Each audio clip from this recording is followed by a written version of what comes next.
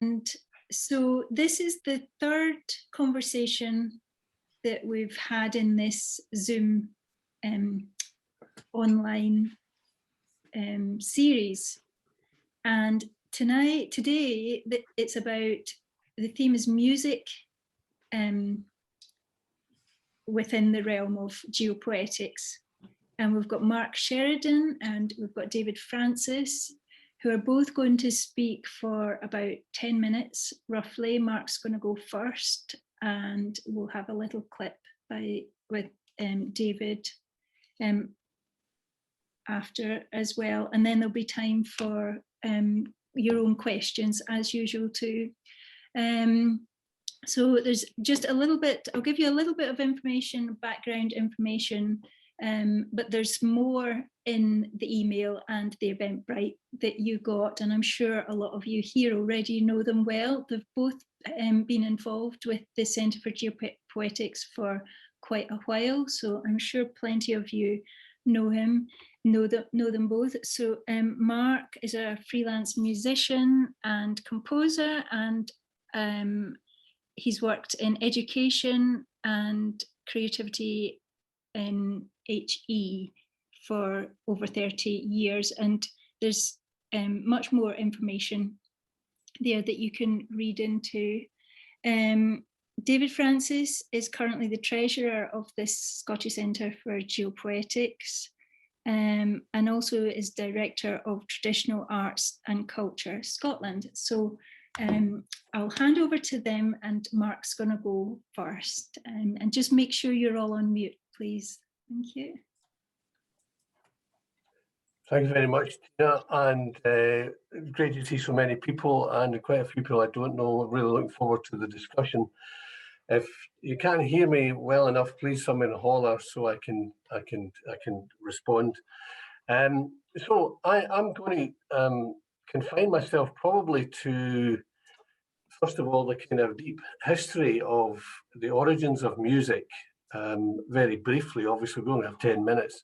And I'm going to concentrate on classical composers of the last couple of hundred years as well, particularly in relation to Kenneth White and the focus around John Cage and others as we move into the post-war 1960s, 70s. So really I'm addressing the concept of music and geopoetics. I mean, I'd argue that music is an inherent quality of our being, forms part of our human expression, fundamental core of ourself and how we express our place in the world. It's a key component, I think, of geopoetics. Probably one of the hardest to explain, though, and maybe as we go through this evening, it will help clarify some of the questions around it. There's two elements to consider. Firstly, the sounds of the environment and in the environment, which have inspired composers for centuries, such as Beethoven, the Pastoral Symphony, which brings the sounds of the countryside and distant storms into the concert hall, and Mahler, who actually composed in 3 remote locations during summer periods after busy conducting schedules. One study by an architect, Keith Clark, sets out how these spaces inspired his connection to nature and the environment, involved in the recording of sounds he would have heard from these remote huts, birdsong, cowbells, and water lapping the shore beside his composing house. There are numerous environmental references in his symphonies and his works, in particular Das Lied von der Erde, the Song of the Earth, and there's much more to find out about how he saw the world through his music. Other composers such as Debussy, inspired by landscape and the sea, La Mer, for instance, and nationalists like Sibelius and Smetana were deeply influenced by the environments in which they worked. Other composers I would cite at the beginning of the 20th century are Darius Milhaud, who composed La Création du Monde, and Edgar Varèse, working before and after the Second World War on percussion, electronic sounds, and so on, in a very elemental, visceral manner. Turning to more contemporary works by composers and soundscapists who are working in a range of ways in the environment. For instance, recordings of glacial movement, of the spectre of the Aurora Borealis, or recordings in caves in the sea. And actually, one of our colleagues, former master student Maura Curry, comes to mind this week, and her work in Caithness. She's been tweeting about that. And of course, there's Birdsong, which has inspired musicians for centuries. Interestingly, many musicologists reject birdsong as non-music as it relates to mating communication and warning and aggressive behaviours. I don't agree with that. But however, what struck me is it's interestingly, those three areas of communication, mating, warning, and aggressive behaviour seem to be very much associated with rock music. Anyway, we'll leave that for another time. In this area, some of the works to follow up, I would suggest, in this area of recent compositions, John Adams, Become Ocean, Matthew Buckner, Soundcast of Matanuska Glacier, and Song of the Sky, which is around the Aurora Borealis. And in relation to birdsong, Oliver Messiaen is the first port of call, I would suggest, in Le Réveil de l'Oiseau. I'll return to this element later in the discussion on Kenneth and Cage and other composers. Let me turn to the second element in the original sound world music of our early ancestors. Archaeologists such as Stephen Meisen and Ian Morley, musicologists such as Jeremy Montague, and the psychologists such as Robert Sternberg offer perspectives on the origins of song, instruments, and creativity and intelligence. I've been interested in this area for 30 years, and I'm doing some more work on it. For our purpose, the elemental really begins with Homo erectus and the development of the throat and vocal folds, the voice box, permitted by erect posture, enabling a wider and more extensive range of sound production than our earlier ape-like cousins who were bent over. Meisen speculates on this with some authority in a very clever book, The Singing Neanderthal, and in a lovely little book, The Prehistory of the Mind. In The Prehistory of Music, Ian Morley presents significant and compelling evidence from a wide range of scholarly extant research on the findings of musical artifacts, such as idiophones, simple struck objects like stones and wood, or bull roarers, not just bone or wood swung above the head on a cord, and lithophones, struck stone or wood, many found in ancient caves. To give you an idea, and clearly you've all done this, but using stones struck,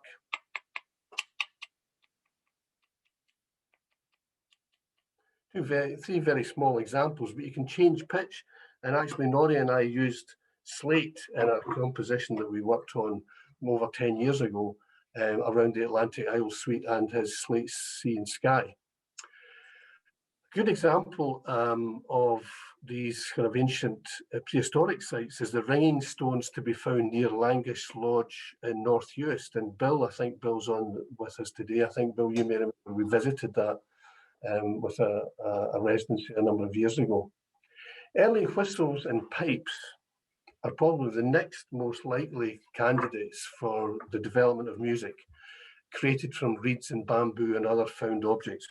I've got two little pieces of stalks here from just the canal across the way. And actually, if the one's bored and one isn't, but if you blow across the top like a bottle, you can get two different pitches. Now, these can be developed into panpipes or more longer pipes and so on, only on found objects. You don't need much technology to develop them. However, the earliest manufactured flutes or whistles are found in Upper Paleolithic sites some 40,000 years ago. Some archaeologists believe it's even longer ago than that, but it's disputed. And these consist of radius bones of swan wings and radius and ulva bones of vultures.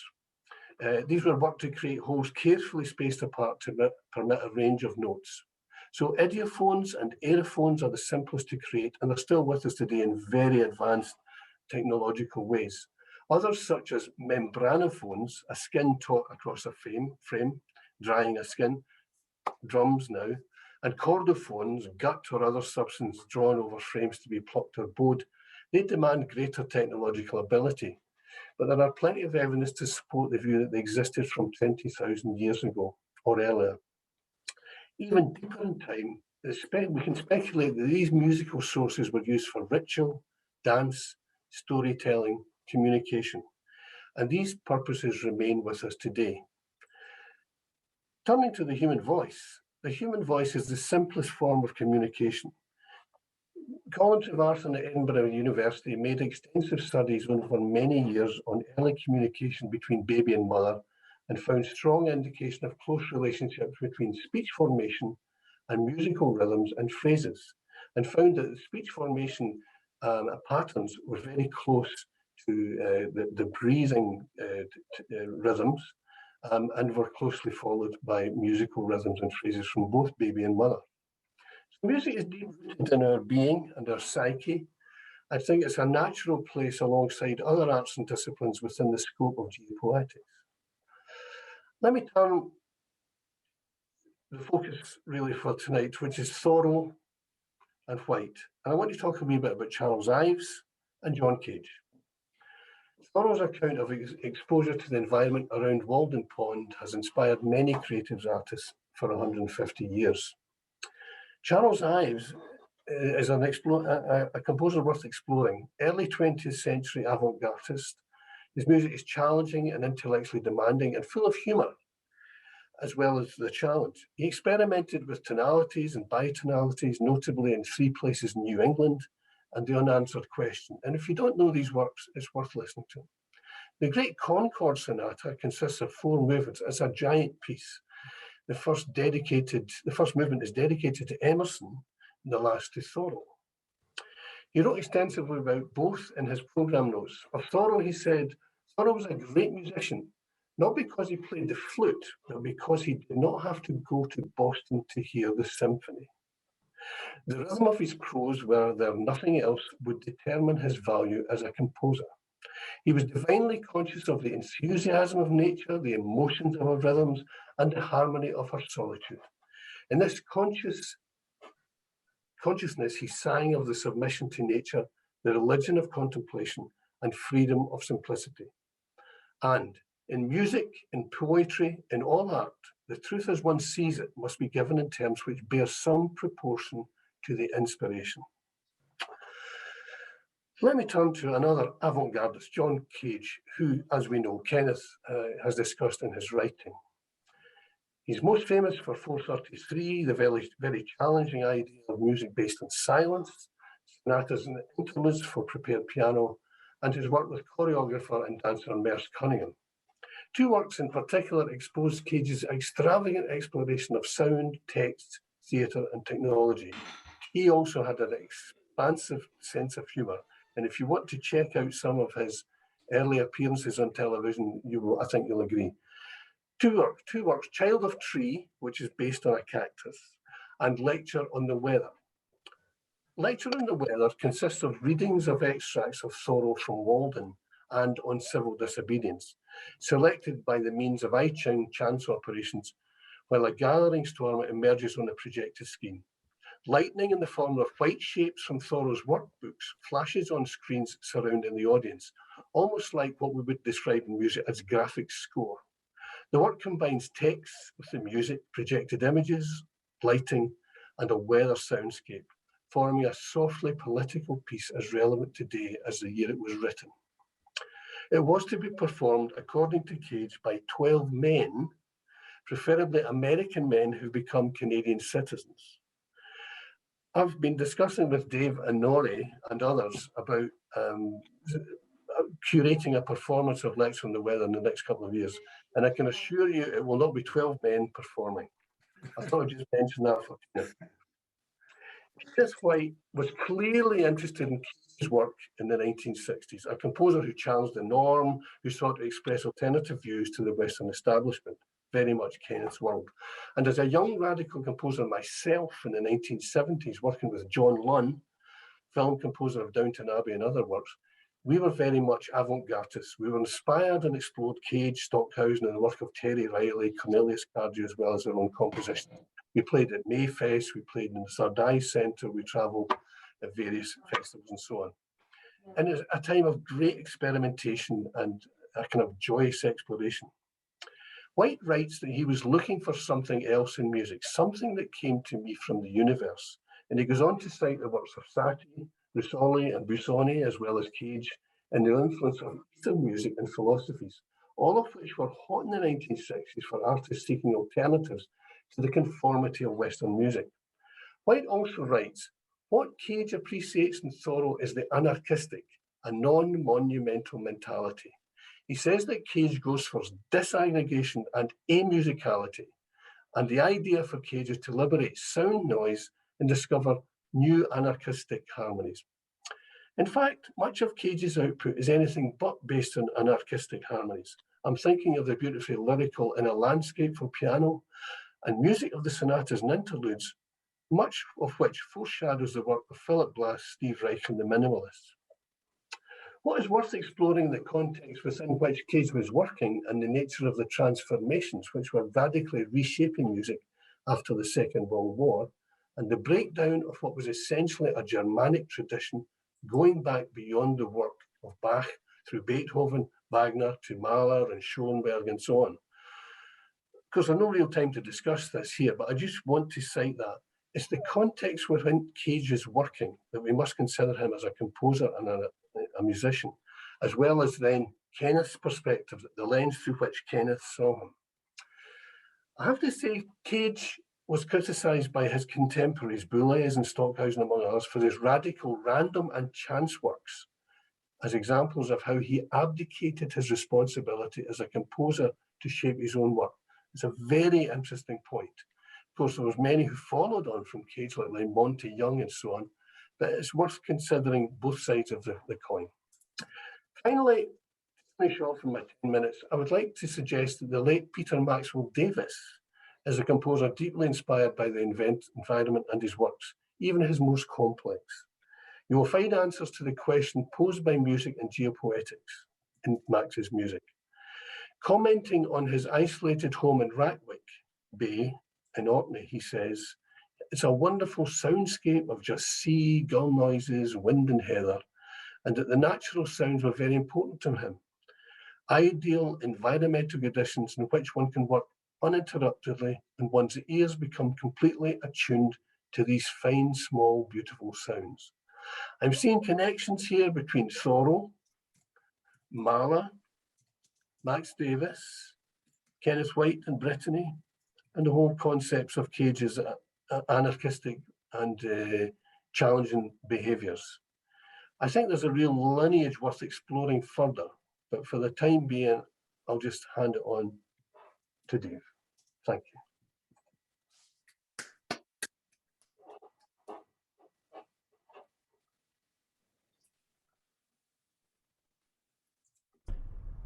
Thanks, Mark. Now we didn't compare notes beforehand, so inevitably I might just touch on a couple of the points that Mark made himself. Those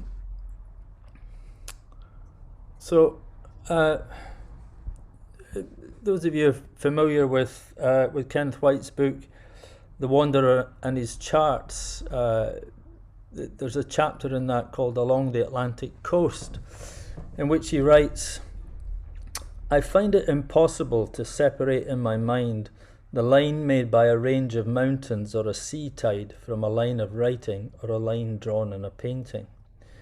I see analogous forces at work, resulting in similar forms. The literature and visual art that interest me have always something of this order. What I'm looking for in literature and art is a sensation of space, a tentative exploration, and a reduction to the essential." So whenever I read that, my immediate thought is, where does music fit into that? Both literature and visual art enter the mind through the eyes, as does our perception of the landscape, whether that be a range of mountains, a sea tide, or whatever. But music enters the mind and also the body through the ears. It engages us directly in the physical world through vibration in the air. So my question is there an oral equivalent to those lines of White's analogous forces that propel the making of the curated and organized sounds we call music, and say the rush of a mountain stream, or the creak of a glacier, as Mark mentioned, or the wind blowing through the trees, or indeed birdsong? Imitation of birds, as Mark said, is reckoned to be among the first music made by humans, using things like hollowed out bones to make sounds that would lure the unsuspecting bird into becoming the next meal. And one of these was found on the coast of Denmark not too long ago, dated back to about 5000 BC, which turned out to replicate with some accuracy the call of the black guillemot. And as Mark already mentioned, of equal antiquity is the ringing rock, resonant rocks like the ones on Arn Hill near Huntly or on Tyree. So vibration and resonance had and continue to have their functional aspects, but in all likelihood these kinds of ancient instruments were just as likely to have been used just simply for the pleasure and their effect. Music is abstract. There's already a kind of abstraction in a child blowing a blade of grass through its thumbs or beating a stick on various surfaces just to hear the different sounds that it might make.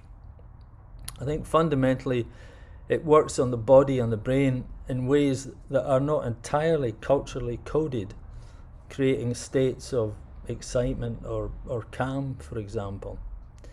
But of course, different societies have selected from a range of all of the musical possibilities, the natural harmonics and the intervals and cadences that are built in them, and formally organized and codified those possibilities so that they become part of what Kenneth White calls the identity complex. But fundamentally, those vibrations in the air and their corresponding vibrations in the body have no inherent meaning other than the meaning that we apply to them. So, for example, unless you know in advance that a piece of music is associated with a place, there's not necessarily anything in the sounds that would tell you that.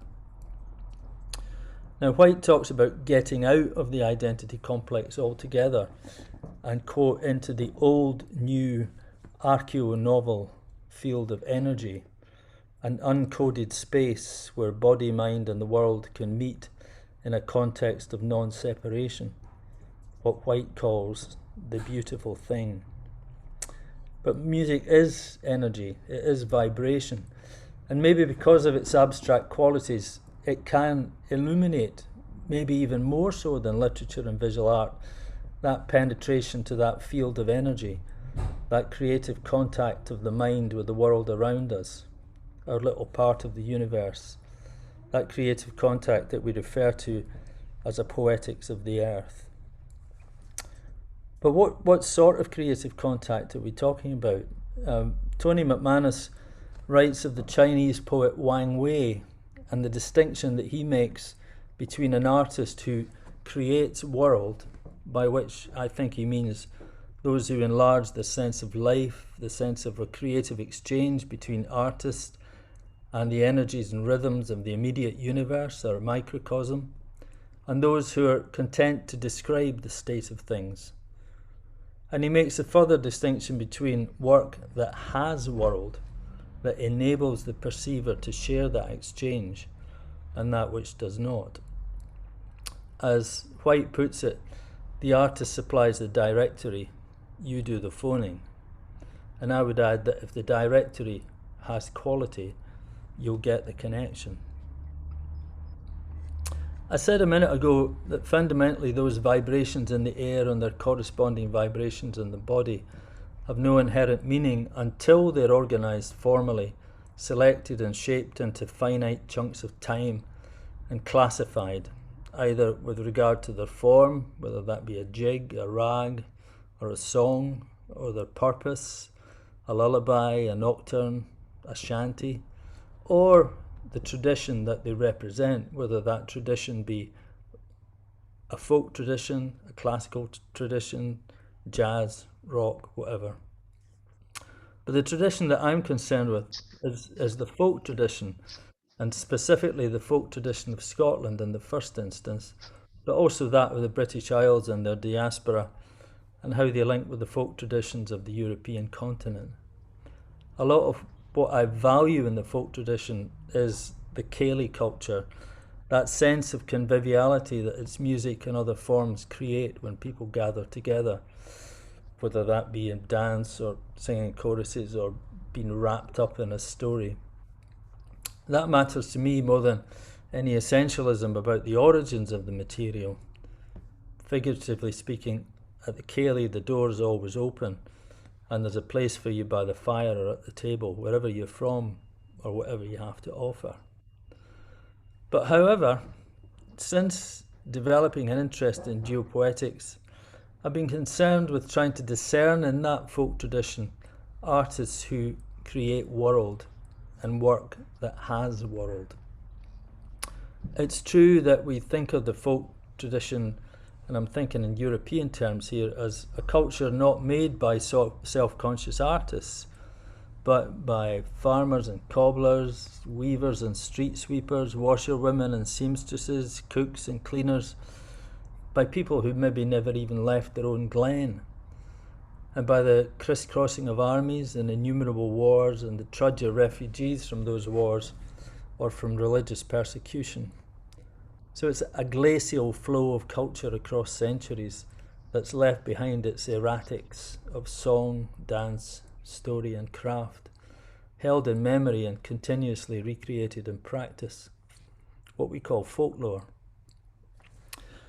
Now, when it comes to folklore, Jacob and Wilhelm Grimm are known the world over, of course, for their collections of stories. And they were influenced by Johann Herder's interest in the origins of German language and culture.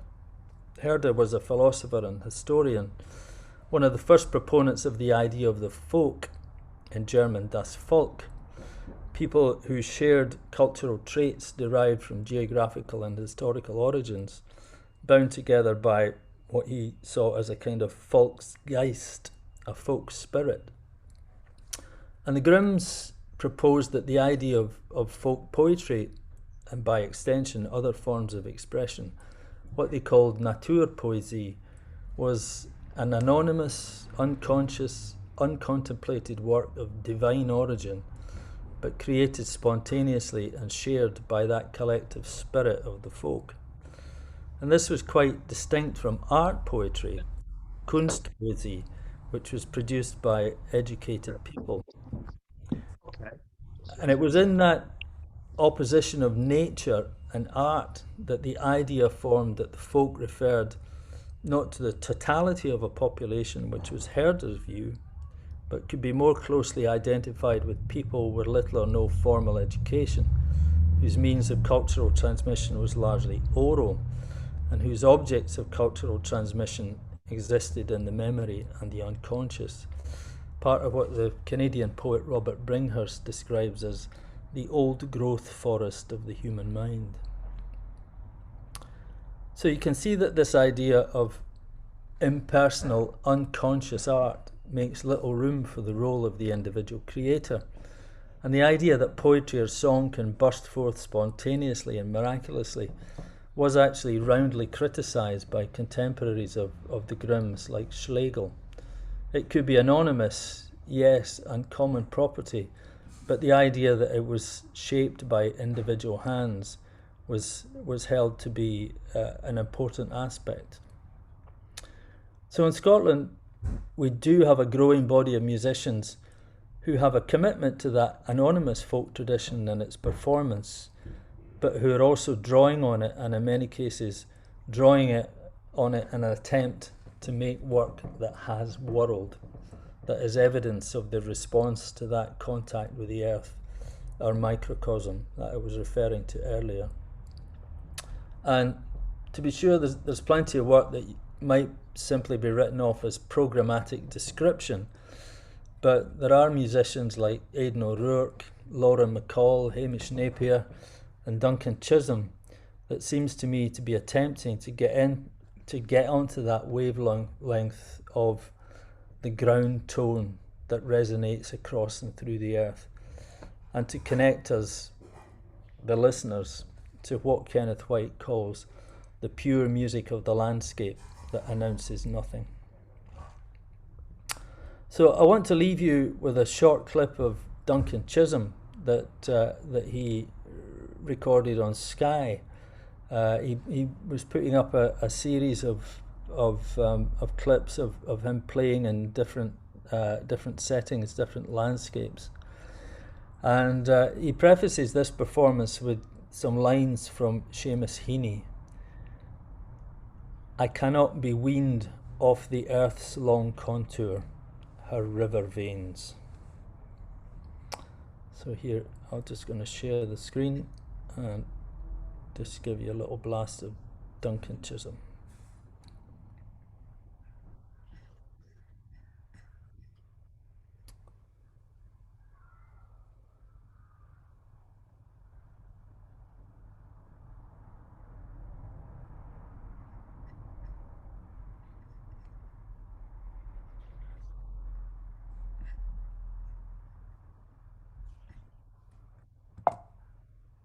Hang on.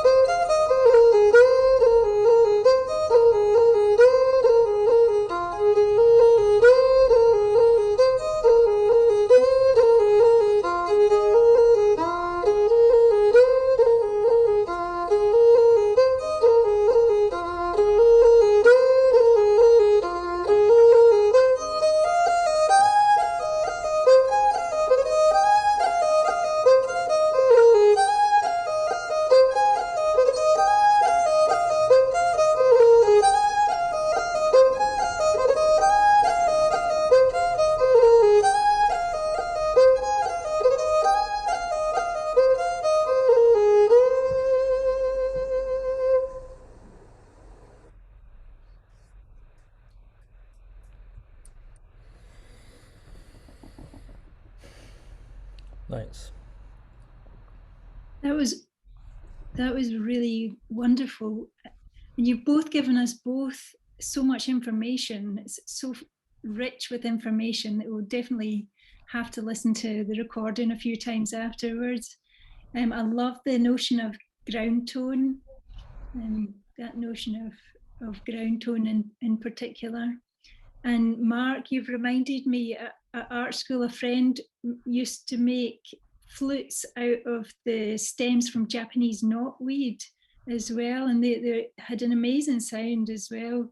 So what we'll do now is hand it over to questions, and if you'd like to unmute yourself and ask your question, you're welcome to do that, or if you'd prefer to write it into the chat, you can do that as well. So is there anyone to begin with who'd like to ask a question? Nick, would you like to ask a question? Yes, I'd like to ask a question to David Francis. I listened to David at the Toronto International Storytelling Festival earlier this month, and you always seem to have something that's thought-provoking to me. You started talking about folk traditions and where do they come from, and the different points of view that they come from individuals. On the one hand, that's one point of view, and the other is that they're just very spontaneous and organic. I want to ask you if you have any thoughts about a question that's bothered me for a long time. I listened to you tell this a tradition from Scotland that I call the Talking Bones tradition, where somebody gets murdered by a treacherous sibling, gets fashioned into a musical instrument, and the musical instrument blows the whistle on the murderer. That's all over the Celtic world, but I found a version of it in a collection of Afro-North American stories with the small variation that the murderer was a brother, not a sister. But the collector, the person who put that collection together, said, it's a bad idea to think the Afro-diasporic stories are part of a European tradition, even if the stories are similar. So with that warning in mind, and that just confounded me even more, how do you account for stories turning up in such disparate places that are pretty close to the same story?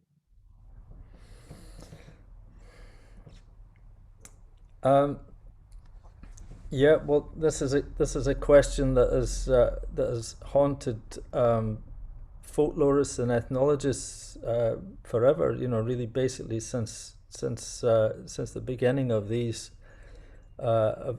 disciplines. At one time, the kind of theoretical,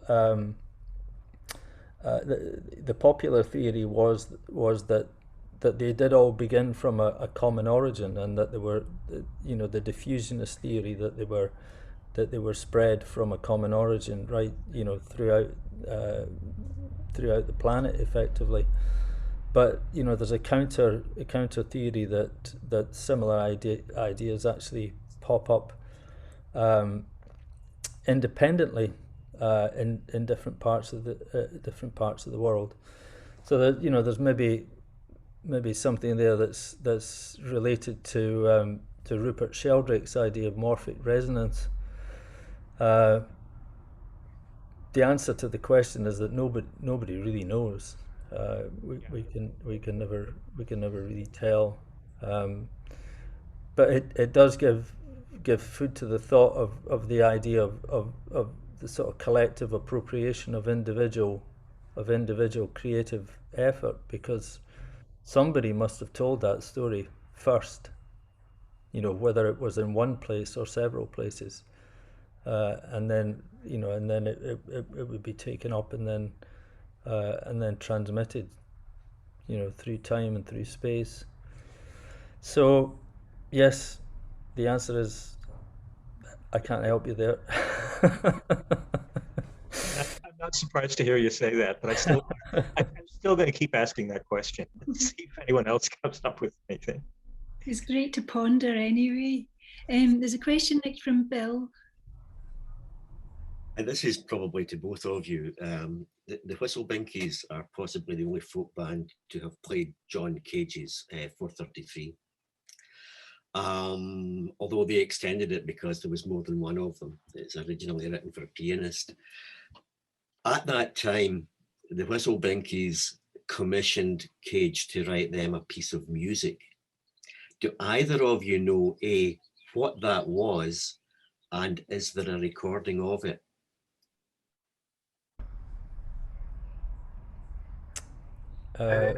Mark, I don't know. Dave, oh, you've got my brain working now. I don't know if there's a recording, but we can certainly find out from Eddie McGuire. I can check that for you, Bill. That'd be great, thanks. Yeah, and I think it's interesting. I mean, the connection between Eddie and Whistle Binkies, of course, Eddie's a very much a classical art composer as well as a folk musician, quite an avant-gardist himself, and so that's why he would work across those boundaries, if you like. But no, it's a fascinating part of the journey of Cage, infiltrating all sorts of different types of music. But it's a good question. I'll find out for you. I'll let you know. Thanks, Mark. Right. There's a question. Next question. Norman, did you want to say something? I think Myra's got her hand up there. Yeah, but I saw that, but it was Norman. You're on mute. Yeah. Let Myra go. Yeah, okay. It's not really a question as much as a comment that you might like to comment on. As you know, I'm interested in place names at the moment and working on place names. And it's something I find if I listen to music and place names are mentioned in the music, like some of your songs, Dave and Mary, it makes me feel really rooted. And that music can engender a very strong sense of place when particular place names are mentioned. You've both talked about music and sounds and music and silence and music and birds, etc. But music and words, I think you haven't talked so much about. It's really a comment rather than a question. Yeah, I was aware just when I was writing my piece that I really hadn't talked about song at all, because, you know, despite my comments at the beginning of my wee bit about where music sat in with that emphasis on literature and art that Kenneth White made. Of course, when we introduce song, we actually do introduce a literary element into music, and yeah, I think that there's a lot of possibility there. I think of sort of exploring geopoetic ideas through the medium of song, and it's something that I've attempted myself in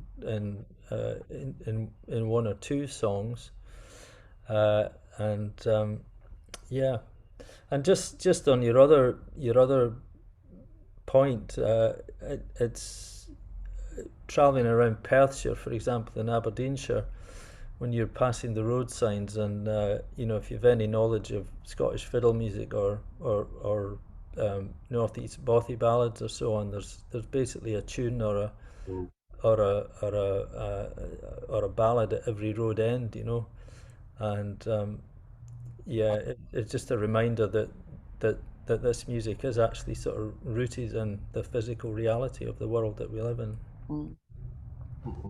No, it's a good point to bring up, Mairead. I'm just thinking this, like the Song of the Earth, Mahler, and other composers, classical composers, not just through song, obviously, because, you know, song has been around for, you know, tens of thousands of years, storytelling and so on, but also the ability for a place to inspire. I'll keep my mind to classical or art music, if you like, to inspire composition and spaces. You were present when the first act of the opera Dreaming Agricas, which is set in the west coast of Scotland, and it covers elements around legends around the sea and memory and so on, but also related to those of Pindar and Sicily and what was happening in 2014 with the immigrants coming from Africa and the losses. And I'm certainly not alone and not the best at portraying those things or being inspired by place. I think that the other interesting thing that you brought to mind here is how John Cage drags Thoreau into the concert hall. You know, he actually brings the voice of the writer with this kind of counterpoint of the 12 voices and so on. And in fact, Cage not only wrote about Thoreau, and the Concord Sonata, it's a real pièce de résistance. It's a big tour de force. But he also wrote songs based on Thoreau's work. And Cage used Thoreau in other ways as well. So I'm conscious of another thing that maybe all of you would be aware of. You know, there's a classical art world that kind of rejects a lot of some of what we're talking about here because of the anarchic nature of it, or the affective domain. But it's worth considering how these approaches to the development of art in the late part of the 20th century really challenged the norm and created new senses of composition and creativity. And I think the introduction of words into live music as well was quite innovative. So yeah, no, it's a very good point, really. Yeah, thank you.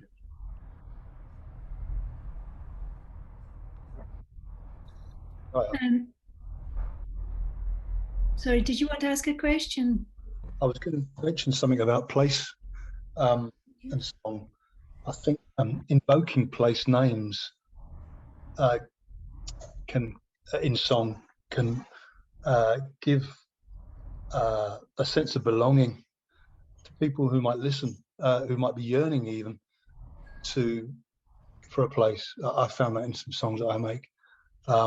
There's a kind of a pregnant emotional side of that comes up and can affect people, I think, who've perhaps expatriates. Actually, I've noticed that playing in Canada, a Londoner who might have missed London, I'm singing a song about London or Kisses. So I think there's this sense of belonging, but there's also mapping a place and journeys. I know a lot of music might talk about the universal, but I think there's a parochial or a local thing about place names that sometimes it lets people, listeners might recognize, people listening to that would recognize and feel a sense of belonging or part of that, perhaps in the invoking of those place names in a song or even the title of a tune. I'm wondering if that's the case. Thanks. No, that's really powerful point. I think this was maybe Dave, in terms of folk music and song, is that something that resonates with you as well? Yeah, to some extent. I'm often struck in folk song, as it sort of meanders its way through the world, and by the way that the place names can alter according to, you can get the same song basically, but with the place names altered, and people have obviously done that, to connect it more to where they are, and presumably to connect the audience more to where they are as well. Song lines. Sorry, a direction song once. It was slightly mischievous idea, but to actually make a song that gave someone the directions to somewhere, to where I used to live actually, and then some of those places now have changed or are no longer there, or some of the landmarks that I might have mentioned in that particular song. There's a few questions in the chat, and there's an interesting comment by Leela, who also points out that within Indian classical music, there's also morning, evening, and night ragas, as well as place and nature, but different times of the day. But there's a question here from Perty that's asking, do you have further thoughts about the connection between the concepts of nature and folk music? You would like to narrow that down a wee bit.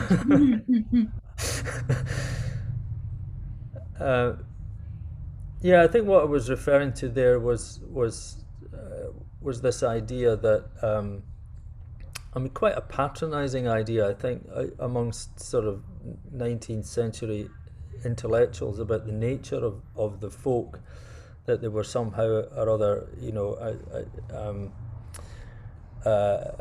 part of nature and worked in this kind of, in their societies and their art and their music worked in this kind of spontaneous, organic way, which I think has been largely debunked since then.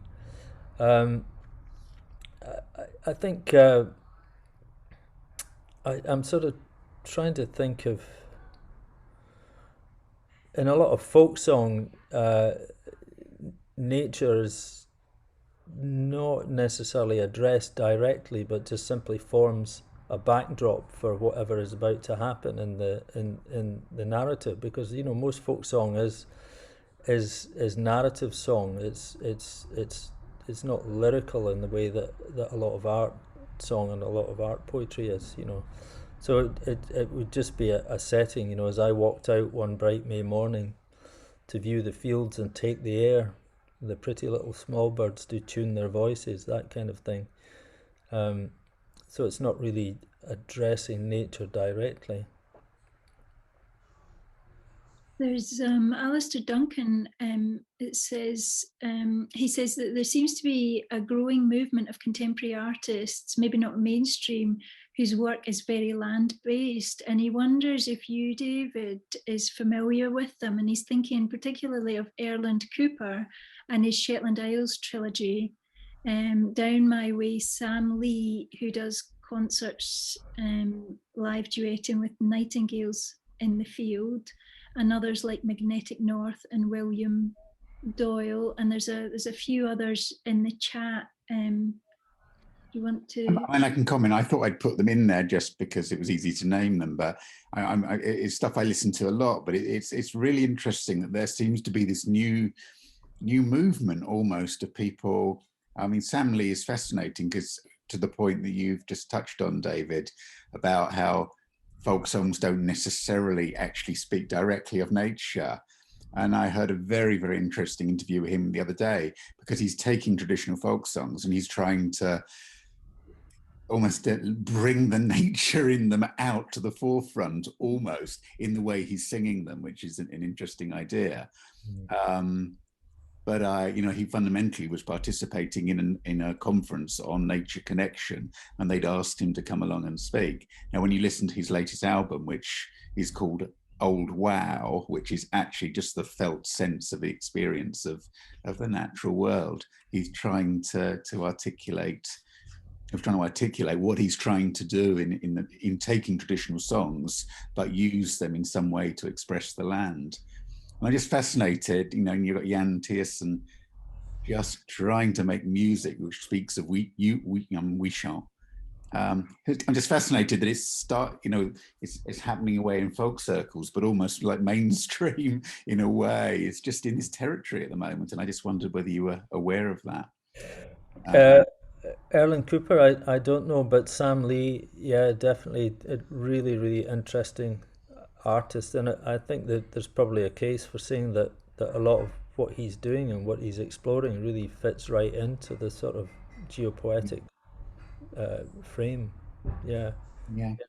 He's definitely come at it from a similar perspective. Yeah. Do give Erland Cooper. It's fascinating. He's done 3 albums. One is about the sea, one is about the land, and one is about the people of Shetland, where he grew up. And it is pure geopoetry. It's absolutely wonderful. Anyway, that was just my 2 pence. We'll check out. Yeah, thanks for bringing those up. We'll have to look at that. There's a question here from Eric, which again to David, who says that, David, you mentioned artists who create worlds and works that have world. Is all artistic creation a creation of a world? Is it through that creation that both the individual artist and the world are expressed? Yeah, I think what we're getting at there is you know what Kenneth White is often referred to as work that simply reflects the context that we're living in.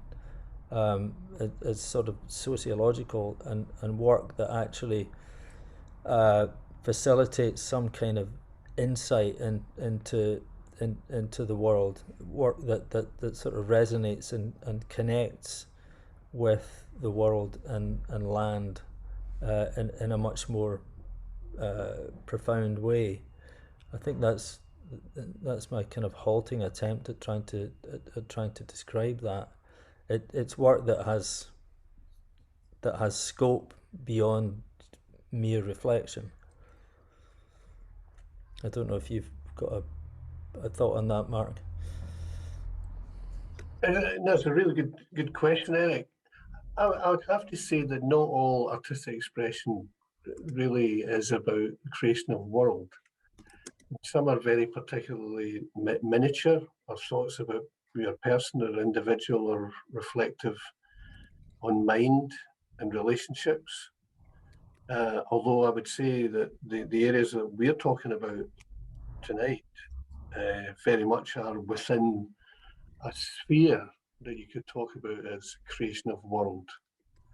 And it's about intention. It's also about the listener or the viewer. I'm thinking about, I mentioned Peter Maxwell Davies's music, and if you know any of his symphonies, you'll know how challenging they are if you don't know the language.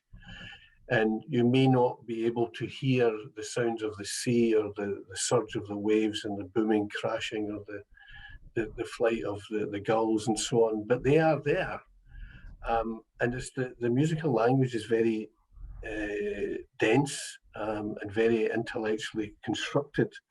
But for Max, it very much was live in his mind. And often he realized that after he'd written it, particularly the first symphony. So it's an interesting point, Eric, that you raise. You know, it may be Max's world, but not somebody who doesn't know the language's world. So that there's distinctions to be drawn there. But it's a good quest. I would recommend it for further study in the course you're doing at the moment in Canada. Once you have the answer, you can come back and tell us. Great. Are there any more questions? Would anyone like to ask a question? Richard? Oh, you're on mute. Yes. Absolutely fascinating talks, both of them. Thanks very much. I'd just like to, as it were, place that back into the sort of context I tried to outline in my McManus lecture earlier this year. We're living in a time of catastrophe and transition. And to me, I go back, when you were talking, I was going back to Adorno, Thomas Wiesengrund Adorno's comments on Beethoven's Missa Solemnis as an alienated masterpiece. And Marx and that German tradition were dealing with alienation, the fact that human reflexivity sets us against our bodies and against nature. Now, we're in a time of transition when there is a widespread lust for nature. You can't listen to the radio without people listening to birds twittering and David Attenborough coming on and so on.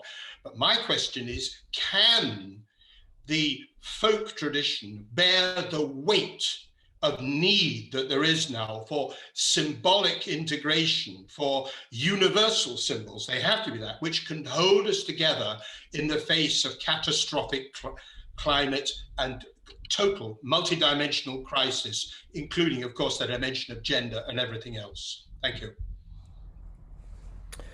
No, I don't think it can on its own, but I think the best of contemporary musicians who call themselves folk musicians, because that's the world that they come from, that's the world that they root themselves in.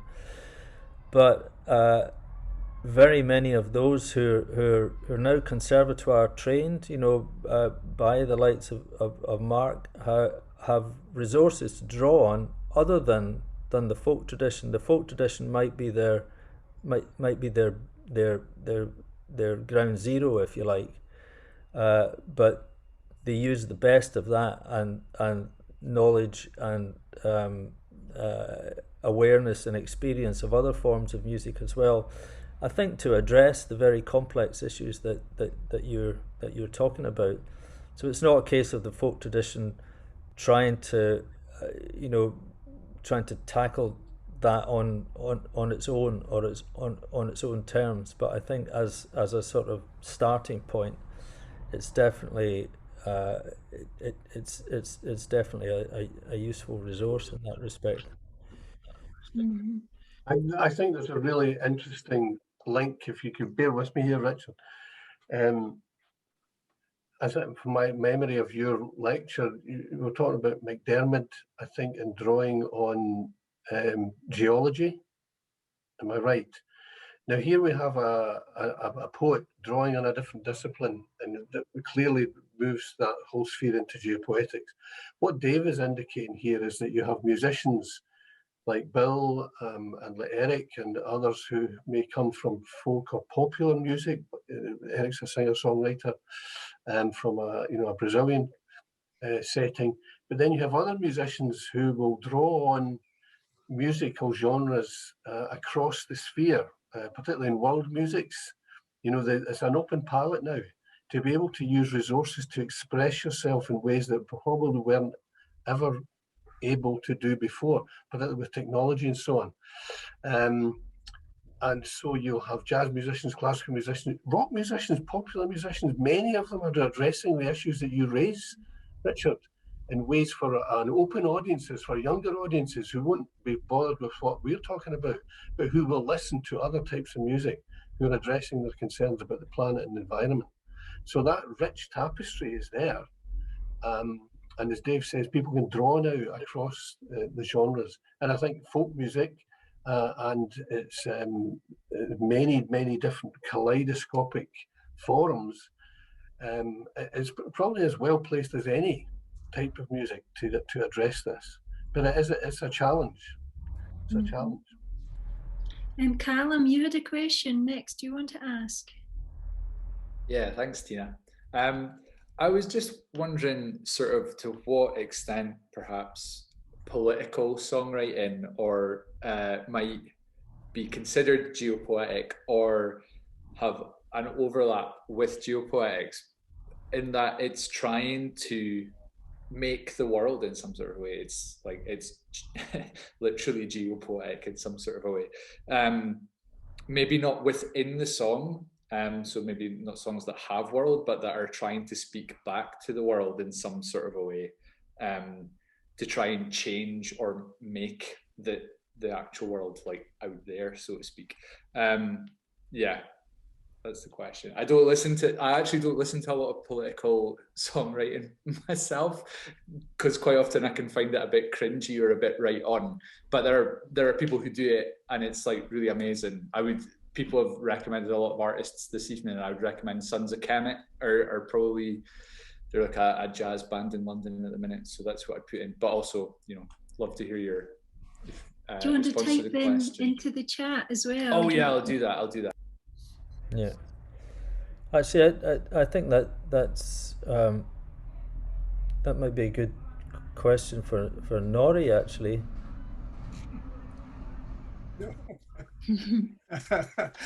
I'm saying no. I was busy writing something, David. Oh, sorry. I missed the sense of the question. Sorry. Can I? Okay. I'm trying to dig you a hole there, Nori. Thank you. No, I'm thinking, Callum, first thoughts come to mind: Norman Buchan collections, now at Glasgow Cali, Johnny Buchan, but also Hamish Henderson, Hamish's work, and the exploration of, in the 1950s and 60s, the political ban the bomb, CND, all of that. Yeah. There was a real movement there, which was about a concern not just about the politics, but about the earth and about the invasion of Loch Long and the Holy Loch and so on. And often in the last 20 years, I think we've often discussed with our students and others, graduates, about the kind of falling off of some political singer-songwriters. Dave, I don't know if you'd agree. There are some really well-known, and folks like, and in the Scottish tradition, people like Dick Gaughan and so on. And there are some rap, Scottish rap and punk and so on that do address these issues. But I think that it is, if politics is about the world in which we see it and the protection of it, as it were, then these musics certainly have a place in geopoetics. It's about defining the space, I think. Yeah. I think just to throw, now that I've got the sense of the question, Mark, thank you. Robert, the songs of Robert Burns, I think, beautifully combine a love of nature with strong political views, radical views of the late 18th century. In a song, for example, like Westland Winds, which is a critique of the shooting of wildlife and so on. And he's also got, I think, he's got a great poem about the hare. And he was obviously he renewed the whole folk tradition in Scottish song. So I think there's there is a strong place for political songwriting, which in geopoetics, which can combine geopoetic concepts and approaches with strong political critiques. So I don't see any contradiction in those two things. The other thing I was going to ask about, first of all, to Dave, was what, when he was looking into Tony McManus's writings about music, did you find much of continuing relevance there? I know he did a lot of reviews of concerts and particularly related to the Edinburgh Festival and Fringe. Was there much that you feel would be worth reprinting? Yeah, I think. Well, can I just come back to Callum's question first?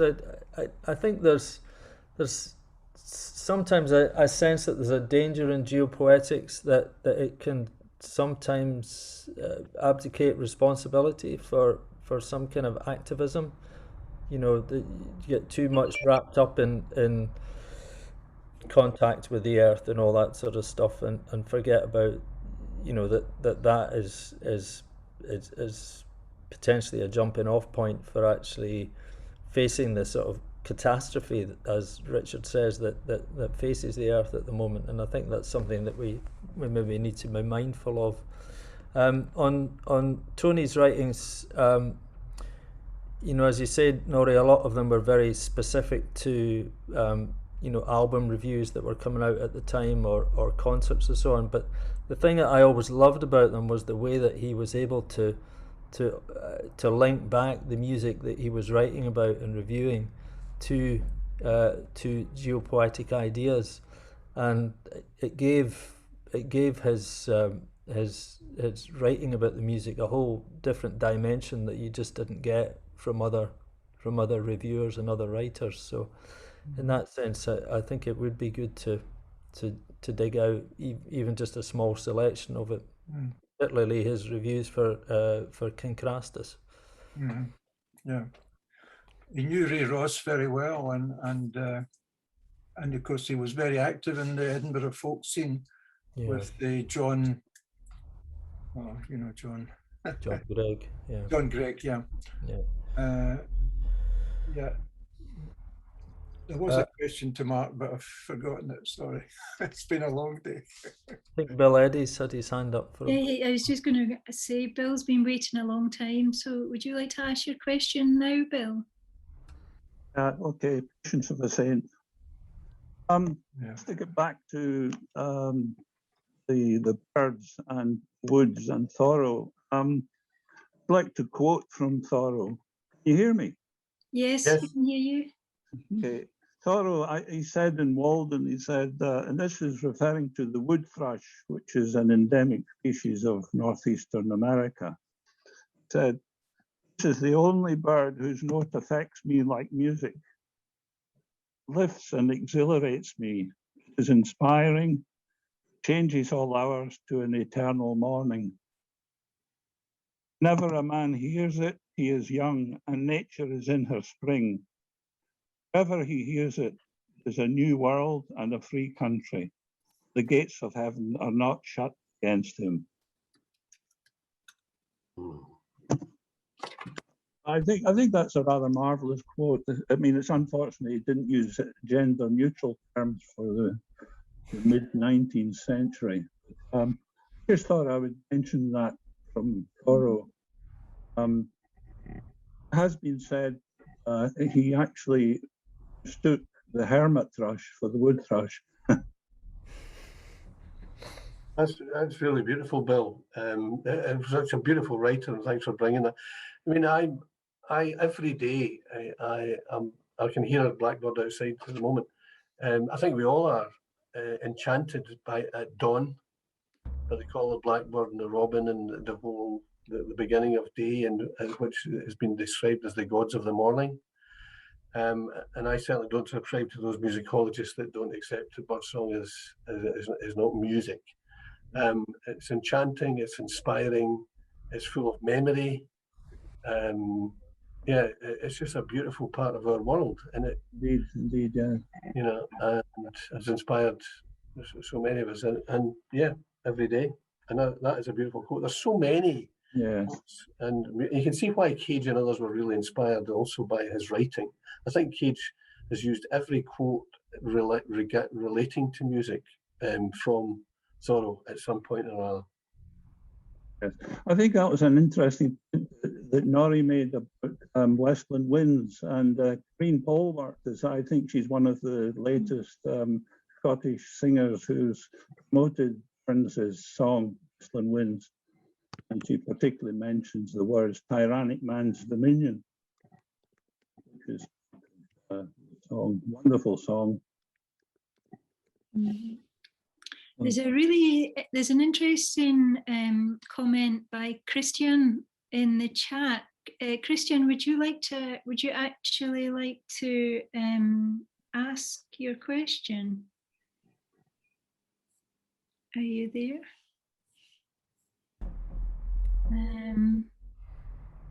Well, basically, it's saying, if you can see it in the chat, they're working on an artist's book on Arvo Part's interpretation of Burns' My Heart's in the Highlands, which is to them a translation of the words and walking and longing into an inner movement. And the question is, do you find an association with the Scottish landscape in special, in particular, I suppose, or is it an expression of a more general idea of freedom?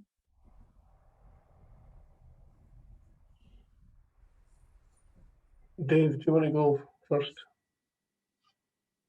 I'm trying to. Can you see the question in the chat? Yeah, I do. I have to admit that I don't know that. I don't know that Burns song. Yeah, particularly well. My Heart's in the Highlands. Yeah, I sang it as a boy at school, I'm sure. No, I think there is something particular about the Highlands that's inspiring. You think of the great Gaelic poets and the great odes that have been written. I'm thinking about Bendoran and so on, but there's many, many others. A lot of the works of I've written about them. Well, so many Gaelic poets have been inspired by the landscape. And I think, yes, there's the general idea of freedom and the nature and so on. And being a Scot, you would expect me to say something special about the Highlands, but there is something deeply moving about the Highlands. And I think there's also references there probably to diaspora and loss and people moving beyond their home and being subjected to change, which resonates with all of us. So yeah, I think general, but certainly something very special about the Highlands. Mention of Bendoran reminds me that Ronald Stevenson wrote a kind of orchestral account of Donald Ban McIntyre's poem of Bendoran, which was an epic piece of work, and I think probably corresponds to a lot of what we're talking about today as well. And Ronald Stevenson came to a lot of the early Kenneth White lectures in Edinburgh and elsewhere. And Tony was quite close, Tony McManus was quite close to Ronald Stevenson when Ronald was alive.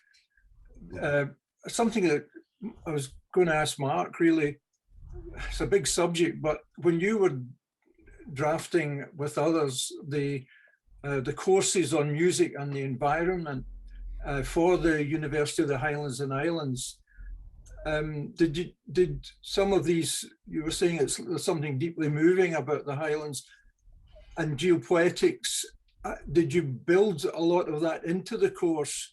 I mean, I know I've been involved a little bit some years ago, but it'd be interesting to hear a little bit before we finish about how you approached that, Mark. Yeah, okay, yeah. And I think there's a very close connection between what we're just talking about Ronald Stevenson there. I know that Simon, I don't know if he's still with us, Simon Bradley, is the husband of Anna Wendy Stevenson's Ronald's granddaughter. I don't know if they're both still there, but of course they're colleagues I work very closely with at UHI. And Simon now is the course director for Music and the Environment, doing a damn good job, I have to say. Better with the paperwork than me, I'm sure. Because Anna Wendy used to do it for me. Anyway, no, very much so, Nori and Anna Wendy and Simon and in particular were very much closely involved in drafting the various elements of the course, as well as working with archaeologists and historians in other areas. We wanted to make sure that there was a depth of contextual learning as well as musical and so on, and working with poets like yourself, Nori. But the real concept behind it was to devise a master's course that was specifically for the Highlands and Islands. And it was about landscape, it was about space, it was those highlands that Christian was talking about, and the sea, and the whole milieu, if you like, of the history and the people. And there was three elements that I had conceived of: space, place, and people. The space within which we find ourselves, the place, in a sense, the senses of archaeological place, of ecclesiastical place, of the ways in which humans have made place. And that comes back to what Marie was talking about place and the resonance of that. So space in the wider environmental and world space. And then the people, looking at people within the space, and the artists and the writers.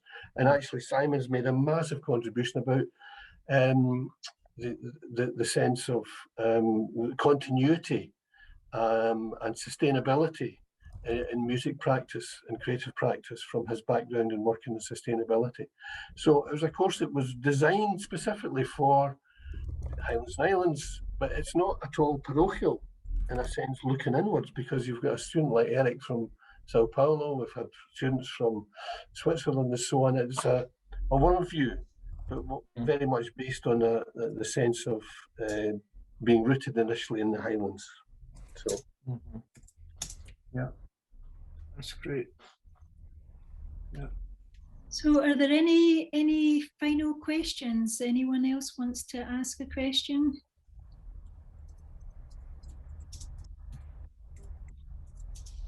Richard? Just a quickie at the end. As somebody who's gone backwards and forwards across the border repeatedly through my life, I think that one of the chief contrasts has to be that Scotland, the tradition, has lived. Whereas in England, when one thinks of Cecil Sharp and the, as it were, rushing round to try and save English folk music and song, there's a massive difference there. And it's been just a wonderful celebration this evening of, as it were, what Scotland has to offer and what is embedded in Scotland. Thank you, it's been fantastic. Yeah, I'd echo that. It's a really beautiful conversation. I feel we've just sort of touched the surface. There's so much more that would be lovely to explore and to hear some of these, some of the references as well. Are there any last comments you'd like to make?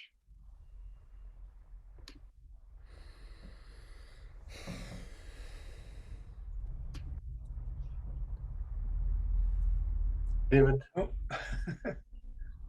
Nori? I've said enough.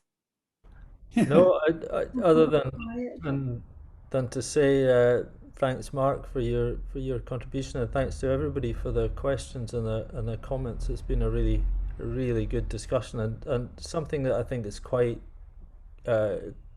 never really been broached in the Scottish Centre for Geopoetics up until now. So hopefully that it won't be the last.